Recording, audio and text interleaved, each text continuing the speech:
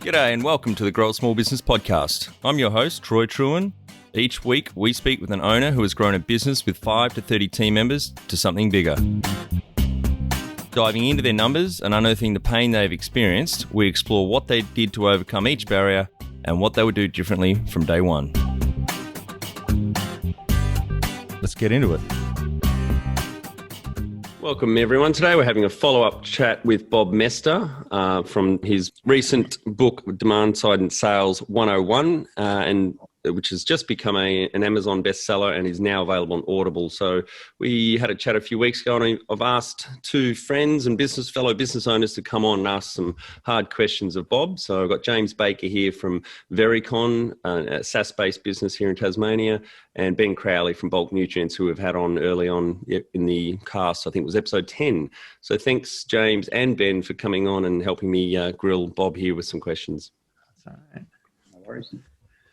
Love it. Hey, great. Guys. Well, who wants to kick off first? James, have you got any questions there you might want to start with? Well, maybe before asking some questions, just a couple of comments. The book is fantastic, so well done on that. And I've actually been using a lot of your tools, especially with jobs to be done, for a long time now. The framework you give with the push-pull and the anxieties and habits, it just makes so much sense. Yeah, the thing is to me that the framework itself, it just allows you to realize too many people think they buy things for one reason, and it's not. It's a set of reasons, and this allows us to kind of not only see the set, but see the direction of it and the magnitude of it and the positive and negative side of it. So it's been very useful to me just to kind of like make sure I understand the game that I'm playing in. So it's very useful. And James, you've came across Bob's work first up a while ago. I think you're doing your MBA at University of Melbourne, and you came across the Strategizer material there. Is that right? Yeah, that's right. And I've been quite involved with their stuff over the last couple of years. Great people, yeah. So, and I saw like you've got a bit of a relationship with Strategizer. They mention you a bit in their tools. Yep. So that's the Alex Osterwalder stuff, right? Yes. Yeah. Alex is great. He's he's for years, but he's one of these people who has kind of taken a very fresh approach to kind of simplifying and making it about thinking and tools to think. And I think of jobs as a very similar tool in the context of like really good tools and frameworks help you think and facilitate conversations. And so it's not about the pretty part of the tool. It's actually about the way that the tool forces you to interact with other people. So I love all the stuff they've been doing. So what'd you think of the book? I know you had said fantastic. I'm holding back from basically interviewing and saying like, what the heck does that mean and what does it really do? To let you do you have a question that you want that you're like I want to hear I want somebody to like ask me a really tough question about this in terms of like how are you going to apply this stuff? Or that's what I really want to know. Look, Bob, one question I have. Sorry, James, unless you want please. to go first. Go, bad, go. Yeah. Yeah, so look, I, like James, I really enjoyed the book. It was great. I did the audio version of it. I was slightly disappointed to not hear your voice, though. But that's cool. The fact that business can't be good at everything and needing to show your sort of deficiency or your weakness, it made me realise that a lot of businesses do this well and obviously very deliberately. You know, It's like the big box stores that sort of, you buy direct from the warehouse, and they obviously save money on that component, but they market that very clearly, so you can see the compromise. Yes. How important do you think that is? And to sort of what extent do you, obviously that's more difficult for an emerging business too, because you're also trying to establish your credibility at the same time. Yeah, I don't know. I think the reality is that the customer is the one who has to make the trade-offs. And so what you really want to know is to make sure that as you're as you're marketing, you're reflecting their value system, because if you actually put too many features on something and they don't want it, this is when people go like, I think I need a discount because I'm not going to use half of these features. Yep. And so this is one of the bigger problems is people don't understand is like, you might have the features, but because you talk about all of them and people go like, I only need 80% of it, they're going to want a 20% discount. So when you probe people, say like, why'd you want a discount? It's like, well, I didn't need it all. It's not because they felt like they needed a deal. It's like, I'm just not going to use it all. And so these are the things that when you start to listen to the demand side, we just stop when people say, oh, they would have bought if they would have had a discount. Like, to me, it's actually never about price. Price is a way, is almost like it's a way in which they communicate, but like, sometimes it's about price because they want to feel like they got a deal. Sometimes it's about price because they want to feel like they actually got the best in the world. Sometimes it's about price because they don't want everything. And so you have to dig past price. And so my thing is the closer you can mimic your value proposition to the progress that people are trying to make, that will resonate with it. And nobody cares about the snacks on Southwest. They're not going to not fly Southwest Airlines because their snacks suck, because they're the lowest cost airline. They're on there on time. They're literally like, they do everything else really well. And it's like nobody cares. And so this is where I think, Jason Fried says it well, is like, you just got to choose what to suck at. Right. Yep. And it's a very important thing where the thing is as an organization, when you say we have to be good at everything, which typically means you're going to be good at nothing. Yeah, absolutely. Look, the reason why this conversation is really relevant to us is that, just to give you a bit of background about my business, we manufacture nutritional products, but we were a bit of a disruptor in the market where we came in, and there was basically the whole industry was about frills and things people didn't need and quite expensive products. And we tried to give people a much more basic product, and we sold it directly to them from where it was made. Yep. So we pitched ourselves very early on as, you're not getting any crap from us, and we don't do discounts either. And, but I think what do you suck at and what people are missing out on? Making that, you make that part of your value story. But here's the thing is that I think in your business, it's like, look, I'm going to give you a basic bottle. I'm not going to give you fancy graphics. I'm not going to give you all this other stuff. Look, I'm going to give you the best part of what I'm going to give you is in the bottle. Like, you don't, and everybody else is thinking, no, I got to have the graphics. And it's like, if you actually say like, there are people who are willing to be out there like, I don't need a fancy bottle because at some point I just need to know which is which. And I need a good way to differentiate one bottle from the next. But the reality is like, I don't need fancy graphics, and you can actually make that fit the value code you have, because a lot of people are like, all the fancy graphics mean I'm paying more because you're marketing it too much. Yep. Cool. So. James, what do you got? Go ahead. Sorry, you got something else? Go. Oh, look, it was most of my questions are around the processing, and you go over this in your book very well. And so I need to listen to it again and really take some notes. But it's that diving down into the detail of how do you really understand? Like, we do a lot of survey customers, give them samples, ask them for feedback, but people don't even know what they want. So most of my curiousness is around how do you really understand that?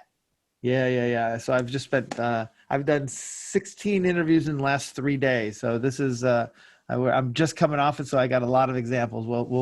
We'll come to that. Let's let James ask a question, and then, cause I can spend the rest of the time on that alone, but it is an important part. Yep. So Bob, I wanted to dig into a bit about what you say about humility, about what we don't know as business owners. For me, a real revelation was when we were just coming up with the concept of Varicon. We thought that we were solving a problem around quality control for construction contractors. And it was only after we went and actually started talking to them that we realized that the people that could make those decisions actually cared about something completely different. That's awesome. What was it? And so, sorry? What was it? What did they care about? Cost control, of course. Yeah. And because I'm an engineer and I was on the tool, I thought that was the problem that everyone wanted to solve. And for context, James, sorry, for context, you didn't, as I've done in a few of my businesses, run off and build the product based on your assumption. You actually did a lot of testing and researching and talking to customers and found the true need before you started building the product. Is that right? Exactly. So we spent 12 months doing this before we wrote a line of code. Wow, that is a patient engineer, my friend. That is a rare breed. Like that is like whoever you work with, you drove crazy. Like, no, don't build anything yet. We're still gonna do some more talking to people. Like, whoa. We had some very good mentors along the way.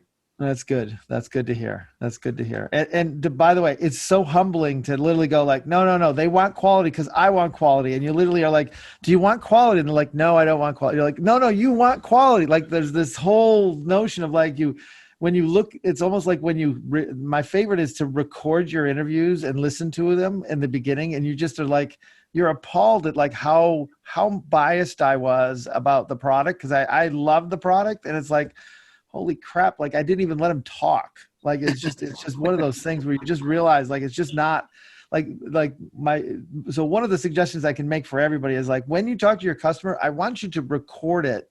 And then I want you to go back and listen to it. And then take the time to really understand what they said and literally discount everything you said. Like just almost strip out that voice and you'll start to hear stuff that's like, wait, they said that, what did they mean by that? And that's where all this really comes from is I realized just to be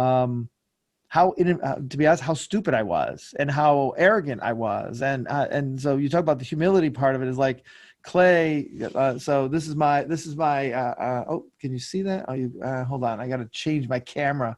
I got a different camera going here. Hold on a second. My camera system. Let's see if it comes up. There it is. So this is my office. I'm right here, right? And I got these four mentors here, and I always say number 3, who's Clay, is always looking down at me, kind of got a pointing his finger at me, kind of going like, "Stay humble. Just remember, you just don't. There's more we don't know than what we know." And it's like I think that's an important point in all of this as we start to sell. Is we start to realize we might know our product, but if we don't know how it fits in people's lives, we really can't sell it. So James, you have more. I know you have more. I just went off on a rant. Yeah, look, I have so much more. I got it. Like I said, I have a scotch. So. But I'd add to that 2.5 years later, it doesn't get any easier to make sure that you stay focused on the customer. It's a constant discipline. I think that's right. People love to get in a role and fall in love with your idea, and then asking questions is difficult, isn't it? Yeah, well, and I think the hard part is to truly understand their context, right? It's you walk in with what you think you want to hear, you hear it, and then you're like a dog to meat, where you just kind of like, oh my gosh, they just said they love the product. What do you love about the product? And I'll literally go like, okay, pause. What I want to know is what about that feature and how does it help them? And what can they do today because they have that feature versus not having the feature? I don't care about the feature. And it's like one of those things where I like almost get a ruler and like smack people in the hand to get them to go like stop and listen to what they just said. And so I have these practice interviews I'm doing now where I will recruit people specifically and say like, okay, this is going to be a learning exercise and you're just please come along for the ride and we're going to do this. And it is so fun to like, all right, we call it game on, game off, right? Game off. And the person we're interviewing is like, okay, game off. I'm like, okay, what was that question? What were you thinking about? And I'll just and it's this coaching session you find that's just so fun. And it's not, how do I say? I'm not trying to berate them or be bad, but it's more about like, the thing that both Clay and everybody else has kind of like, you have to expect people to be better for them to get better. And so part of this is that I try to give direct feedback. And again, I will never release any of those interviews publicly because I think I'm probably inappropriate in some cases, but it's more just like, I just know people can do better. And so it's that kind of thing that I think is where you, like you said, you hear people talk about the customer and they're literally just still talking about their product. I've got so many questions. Go, James, go. Keep going, James. You got to be rapid fire, buddy. Yeah, come on. Okay. So going through you've got the 6 steps here. Yeah. For for engaging with your customers from first thought through to ongoing use. I imagine for a lot of business owners, it will be hard to understand how to start engage with your customer when they haven't even thought about you as a possible solution to their problem. So interesting. Okay. So can I stop you right there? Of course. So here's the thing is those 6 steps aren't about how you engage with the customer. It's the 6 steps that they go through in order to finally say, I want to buy something to help them. Right. And you can choose to engage or not engage at any point in that process. But the reality is like, this is how people behave. And you have to decide whether you want to engage or not. And at the same time, we usually engage around active looking and deciding. But I would say the game is won in steps 1 and 2, is if you can actually help them just even learn the language of describing the problem. So in like, they don't even know what the problem is half the time, let alone the solution. By the time they've got that all figured out, like you've got to be so obvious as the winner that it's too late. Right? That reminds me of the Henry Ford quote. If I had have asked my customers what they wanted, they would have asked for faster horses. The horses. And my follow-up question would be is like, well, what would you do with a faster horse? Because that's what I really want to get to is like, well, I could move things. I could take heavier things. I could actually there's a whole bunch of other things that we want to do. And so I want to get to what is the outcome they really want, not what's the product that they want. And so as people go through this process, I see it as the opportunity for us as a company to engage with the customer. But the reality is like, they still have to go through first thought. They still have to go through passive looking. They still have to go through active looking. And so the real question is, as you as a company, how do you engage with your like, so for example, how do you get in the way of builders, right? Who basically are worried about cost? And when do they have the first thought that they actually have a problem with cost or quality? Right?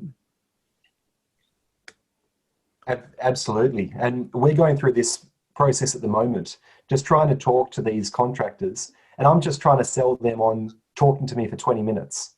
And that's really, really tough. Oh, just yeah. So something else I'd like to hear your thoughts on is how you bring together customer discovery of actually making the right products to start with and the sales process, and how we can bring those together so that you're not just having your product development people in one silo and then your sales people in another silo. Yep.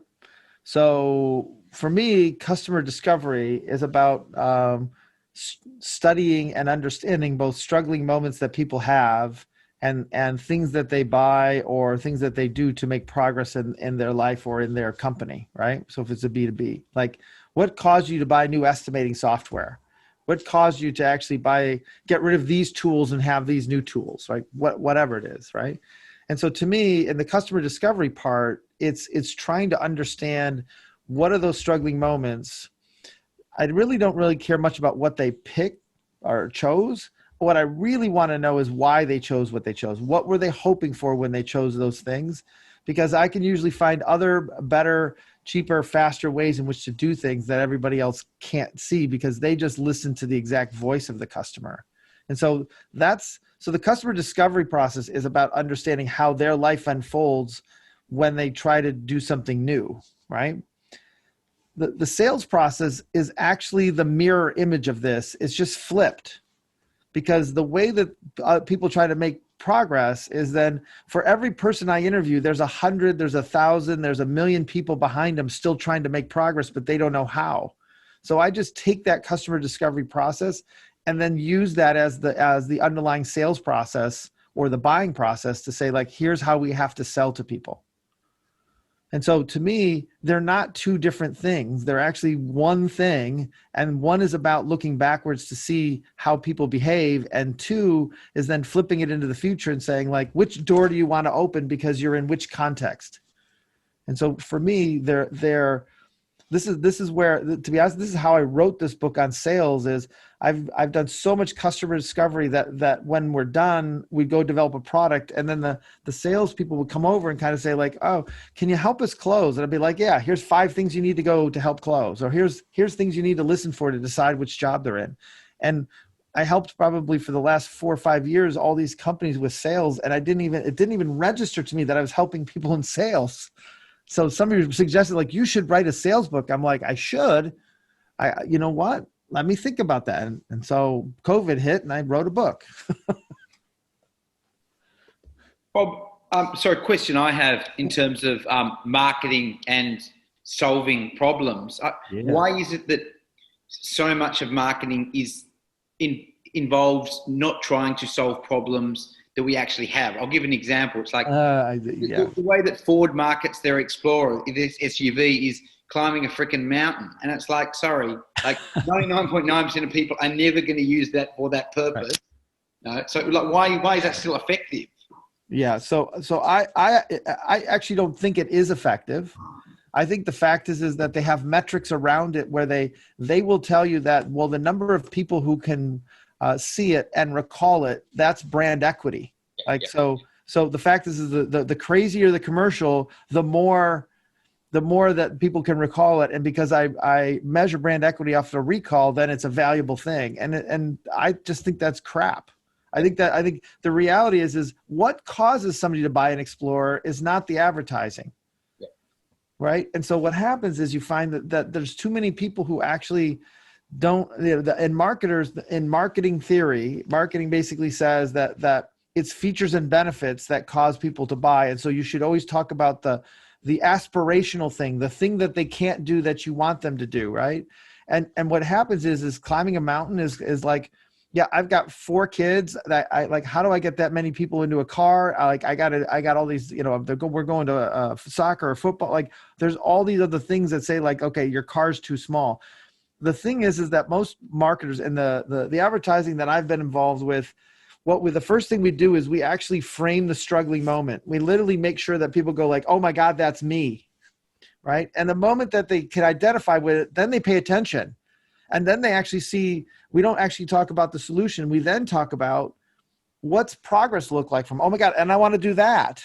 Like I'm here struggling with this. And then it's like, oh, by the way, and we can help you with this because of these reasons.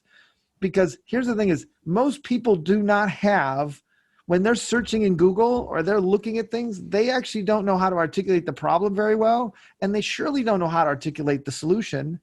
And so what happens is when you start to put things out there, they only pay attention like when they're struggling with it. The phrase I always use is that the average person in the United States sees a car commercial 36 times a week, 36 times a week. They only notice it when their lease is up or their car has a big repair, or the fact is that at some point it's making a weird noise.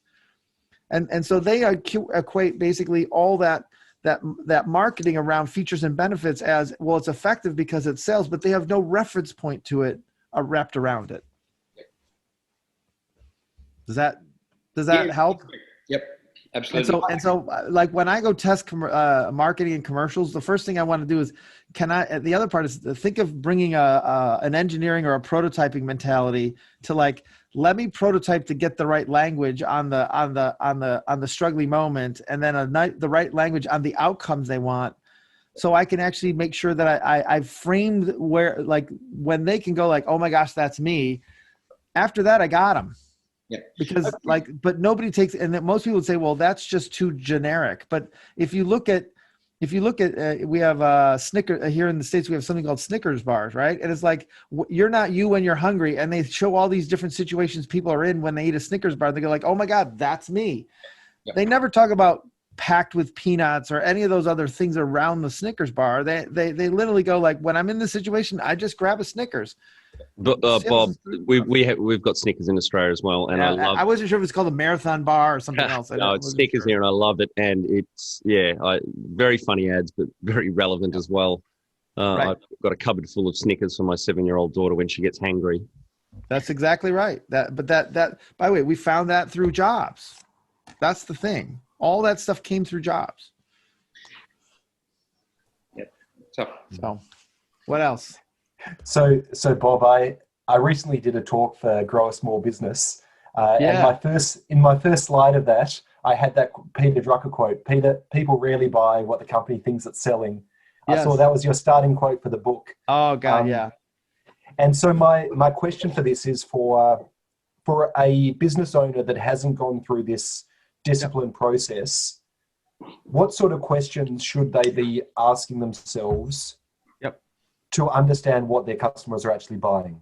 So here's the thing is, I think the best piece of advice I can give a small business, by the way, I think small business makes the world run. So I think small business is at the very core of kind of like helping people figure out, why do people paint their house, or why do people hire lawn service, like any of that stuff, like doesn't matter the small business.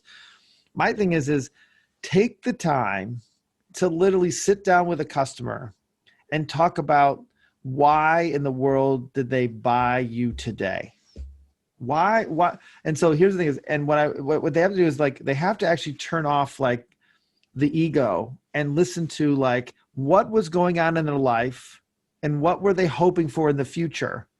So for example, if I'm a painter, right? Like, what caused them to say, today's the day I need to paint my house? Not why they picked you as a painter, but like, it's like, it hasn't been painted in 7 years. I've got a lot of little kids. My in-laws are coming to visit, and I don't want the place to look like a shack. Like it's those kinds of things that you start to realize, like when you see these causal things, it'll help you actually market better. It'll actually say like when you should come back.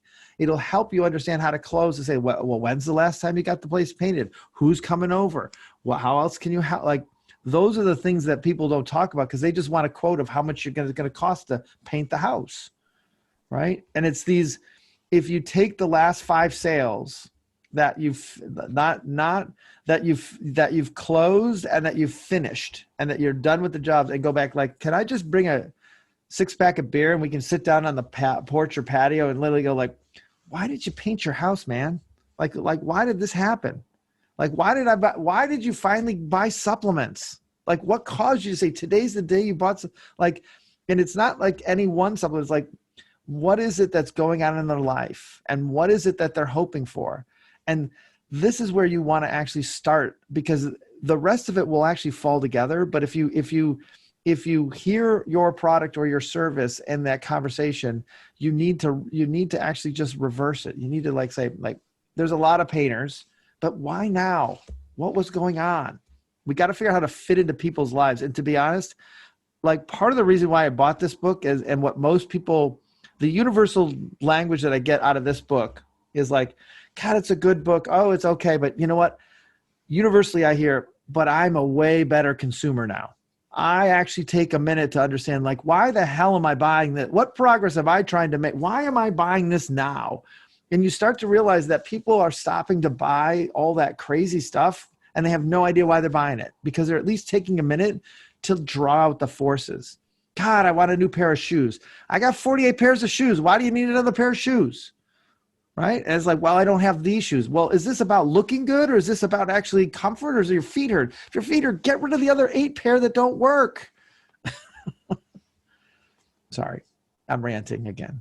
Just on that, Bob, because I think that all the techniques that you give seem to be very obviously effective and sound when it comes to like compulsory, sort of goods. But when it comes to sort of discretionary emotional spends, let's say, I don't know, cosmetics or jewelry or something like that. Yeah. Do you think the same principles apply? Oh yeah. I think more so. So I've done this on religion. What causes somebody to change a religion? Yep. Right? And you start to realize it's an emotional, social thing. Yep. And it's in it, or change churches, or switch schools, like any of these things where at some point it's not necessarily money that's involved, but time or social capital. And you start to realize, like, there's really, I think of it as that there's 3 kinds of resources. There's money, there's time, and there's knowledge. Those are the 3 things that people are willing to spend to literally figure out how to make progress. Like I have to go learn something. And if I have time, I'll spend time to learn something so I can save money. I have money, but I don't have time. So I'll spend money to get knowledge so I can actually, it's those three things that people are really trading up. So we keep thinking it's always about money. It's not about money.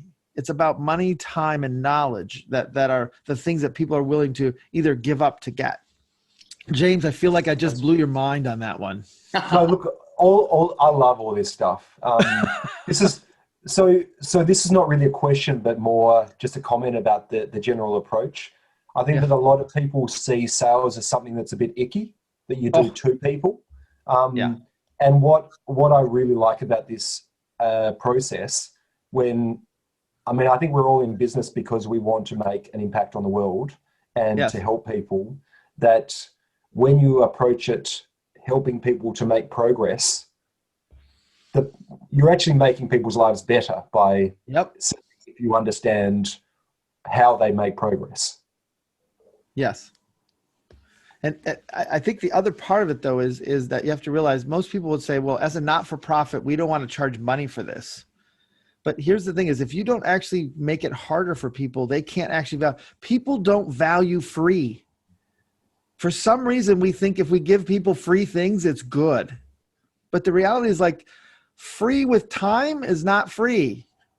Free with having to learn is not free. It's like when people have to earn something, they actually feel like they're actually making progress. And so we're confusing struggling with the fact of actually, the notion of trying to make progress. Something that's friction-free is actually detrimental to progress to me. This is where, like, a free trial, nobody actually commits to a free trial. I'll try it, I'll look at it. But the fact is, like, so at Basecamp, what they did is they did something brilliant. It's like, I'm going to give you one project for your life for free. And I want you to basically, but here's the thing is, you got to use it for something in your life. Planning a wedding, you're going to actually put on an addition, you're going to do a trip, whatever it is, you get this one thing for free. But you've got to spend the time to learn it, and you got to spend the time to put into it. And so you spend time and you create knowledge. Though it's free, it's not free because you have to invite a bunch of people to it. But the moment you actually commit to helping you make progress, you realize, like, holy crap, I need that in my business. It's how they have, like, thousands, hundreds of thousands of customers. They don't offer a free trial.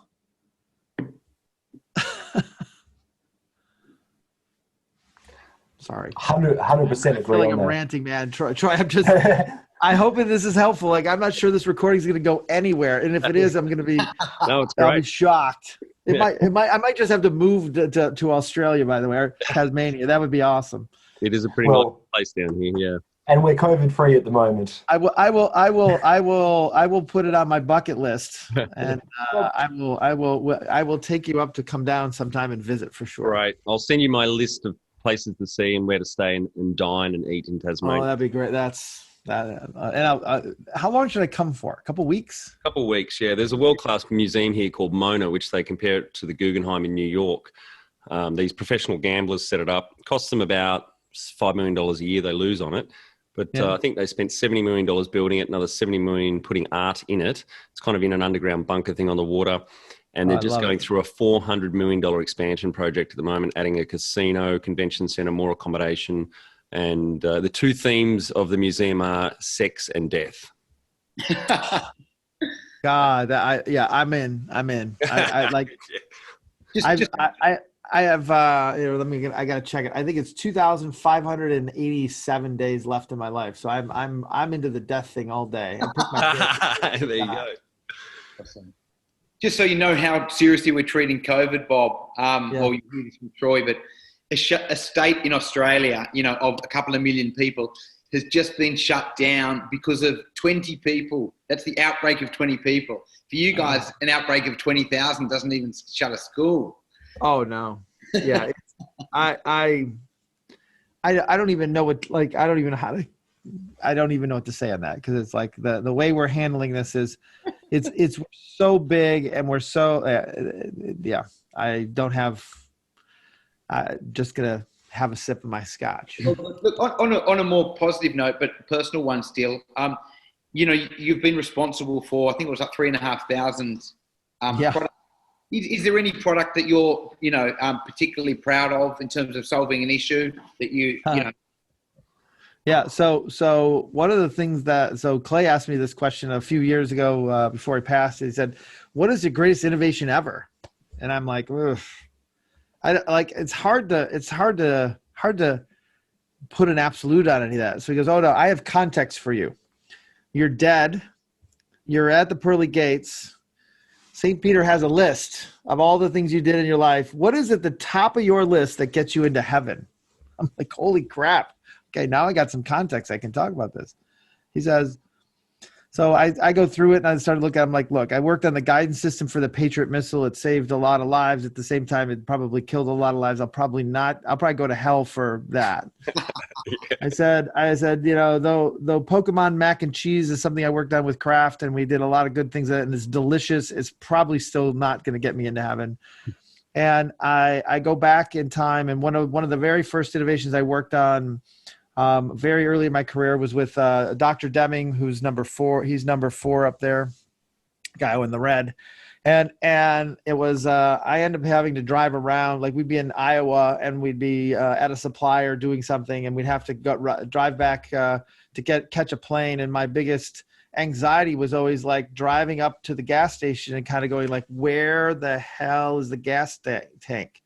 You look in both the mirrors and you look back and forth and you start to realize like, because it's a rental car, I just have no idea. So you'd pull up to one side and it'd be on the other side. So you pull around and eventually you'd end up like just stretching it over the back, and Deming's in the front seat going like, this is a problem. We should fix this. And I'm like, I just want to get to the airport, man. And it turns out that it took about 5 years to build, but I helped build, there's a little arrow on the gas tank. Are you shitting me, Bob? You're responsible for that. I love that little innovation. So it literally it tells you which side the filler cap is on. And it was one of those things that it was embarrassing, but if you look at 1987 when I got the assignment, and 1992, yes, it took 5 years of I'll say part-time work and a lot of convincing of a lot of people to come up with that little arrow on the side. But that is the single greatest innovation that will get me into heaven. Now, the funniest part is your listeners are going to do this. They're like, half of them are going to go like, oh my God, that's amazing. And the other half are going like, what arrow? What are you talking about? I only found it 3 years ago. Yeah. If you get in the car and you literally look at the gas gauge, there's a little arrow. Like, look, I make no money on it. I had like it's one of those things where once we did it, everybody did it. It's ubiquitous everywhere. But it's the fact is like at some point there's a little arrow that says that points the direction of where the gas tank filler cap is. That is what's going to get me into heaven. There you go. And that's what I would consider my again small but a big struggling moment for a lot of people. There you go. There's a little bit of Bob Moesta innovation in everyone's car now around the world. That's right. Crazy, isn't it? That's awesome. So, Bob, if I would ask a personal question again, what excites you when you're not coming up with these problem-solving moments? Like, what are your hobbies or things you enjoy? Well, so the first thing is I'll go back to this one, right? All the paintings in the room are mine. So I have a goal of having 1,000 paintings before I start a gallery, right? So I've done about 848 or 849. So because I can't read, is one of the things I do is I've built a method for me to help. Like my wife will sit down at night and she'll read a book, but I can't read a book. So I literally go paint. So I've been painting the whole time. So that's one of the things I do. I have this process now pretty tight around writing books. So like, because I'm dyslexic, like I can't really write, but I can talk. And again, I have these 4 innovators who like, so I'd set 3 close head brain injuries before I was 7 years old. I'm pretty much illiterate, or I struggle very hard to read and write.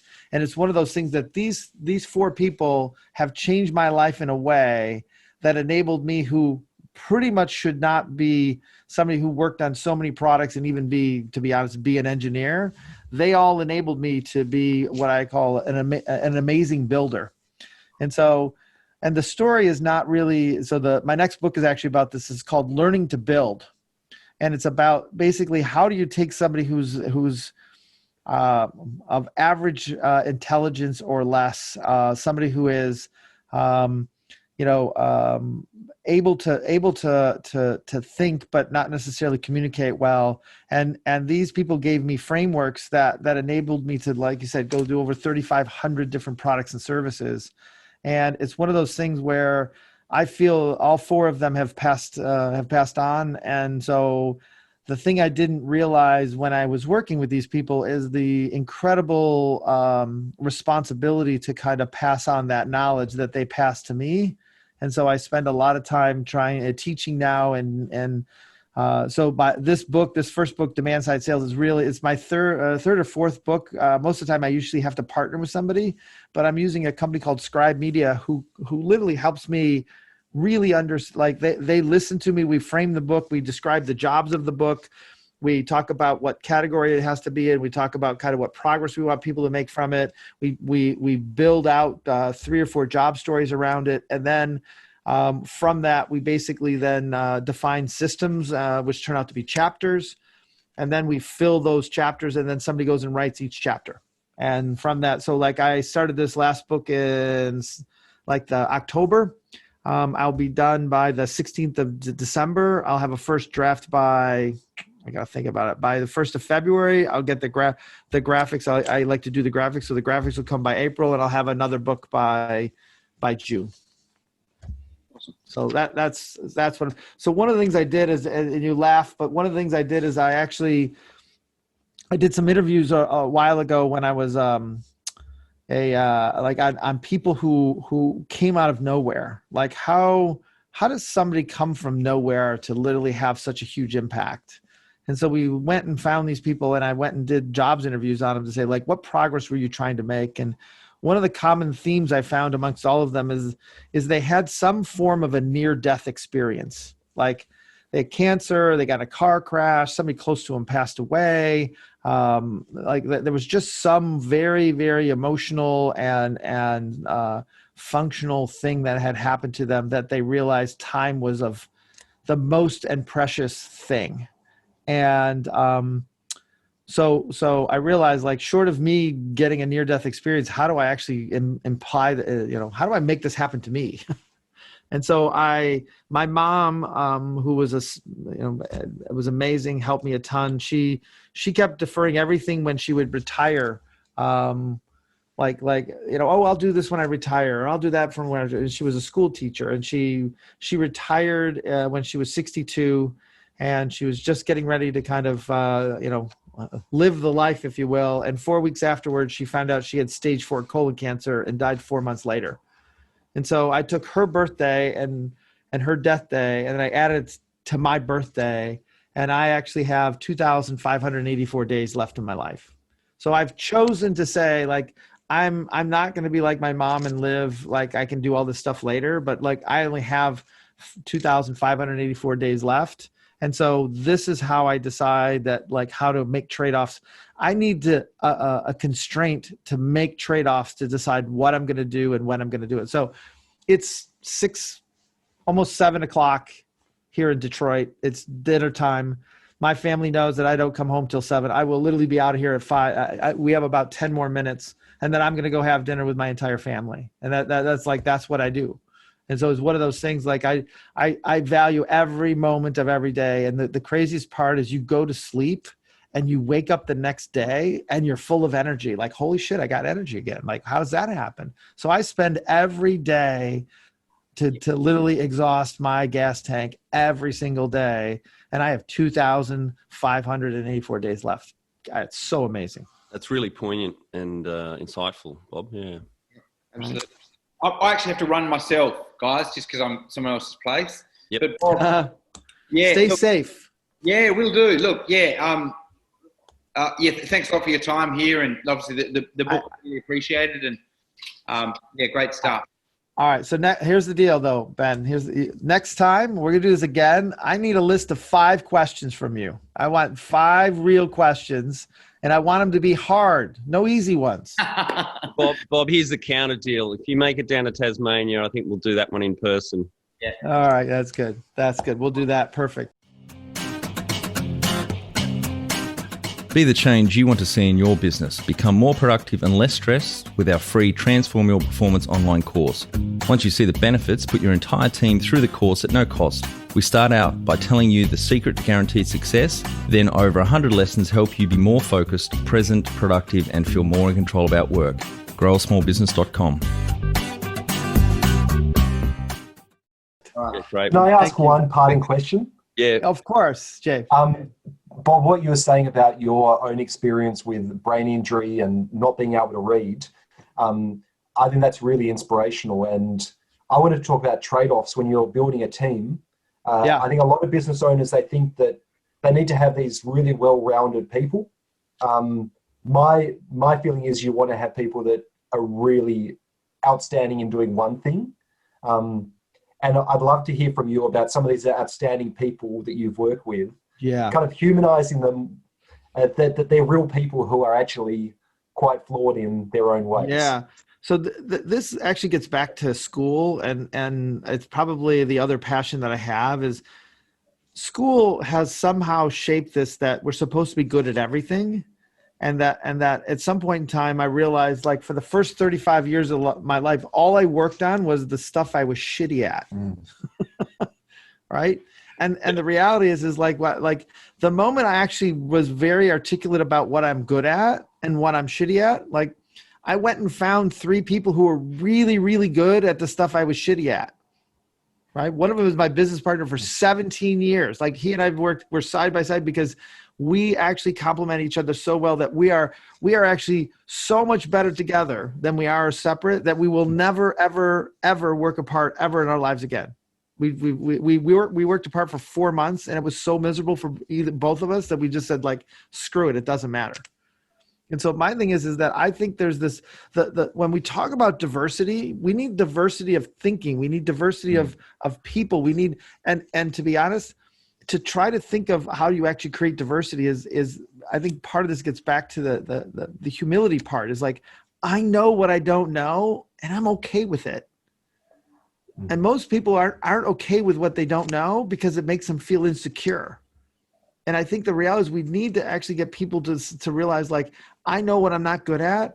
How do I go find people? How do I match people so it can actually make us better than each other? So to me, a team, I like to have as diverse a group of team as possible, because at some point in time, everybody actually is adding value because there's that diversity. And at the same time, the fact is they also understand what they can't do. So they have humility, and they can actually then appreciate and value the people who have skills they don't. And so it's this crazy notion of, like, more diversity in a team actually enables the team to be 10 times more confident than a team of people of all smart people.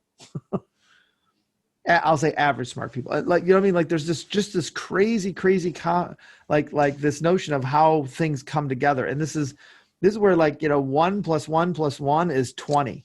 And people don't get it, but it's the fact is it's the void. It's the negative space that actually creates the value for the positive space.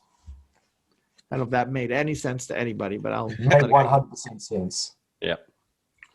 Well, great. Any other final questions there, James? Look, I've got a million questions, but I think we've got to wrap it up. Look, I'm not going anywhere. I got 2,584 days. We got plenty of time. But my thing is that I would love to help 1 hour at a time. And so as people see this and they want to actually reach out, my thing is let's just get the questions flowing. And by the way, I'm not trying to say that I don't have the answer to probably anything. I can tell you what has been successful for me. And all I'm trying to do is inspire everybody to do better. And the fact is like, at some point, when you're not doing your best work, do your best work. That's what I really want people to do. Yeah, definitely. Great. All right. Well, Bob, we might hold over any other questions for those 10 of those days you're going to carve off to come to Tasmania. And oh, yeah, no. If I'm coming, let's be clear, the jet lag alone is going to take me, I'll be there for a month. Yeah. I used to live in London, so I'd fly back every year, and it's 24 hours in a tin can. So I don't think you it's one way, 24 hours. Yeah. Well, we'll have to set up a tour when I get there. Like who are we going to talk? Like so here's the thing is I want one-on-one time with real business owners to help them. By the way, not my wife's definition of a vacation, but more my definition of a vacation. It's like, I want to go visit 24 companies in 24 days. Like that would be incredible. We've got a lot of great and interesting companies down here in Tasmania. So I would love it. I'll send you some information on Tasmania. And if you can convince your wife and family to come down, it'd be wonderful to have you down here. We'll work that out. Thank you. Thanks for having me on. Thanks for tolerating my some of my rants, but hopefully you found this a little entertaining and a little bit knowledgeable or insightful. I definitely did. Yeah. Thanks, guys. Thanks a lot, Bob. Thanks, Bob. Thanks, James and Ben. Cheers. That's it. Thanks for listening. Please leave a review in iTunes or whatever platform you listen to us on. It means more small business owners will find our cast and help people with their business growth journey.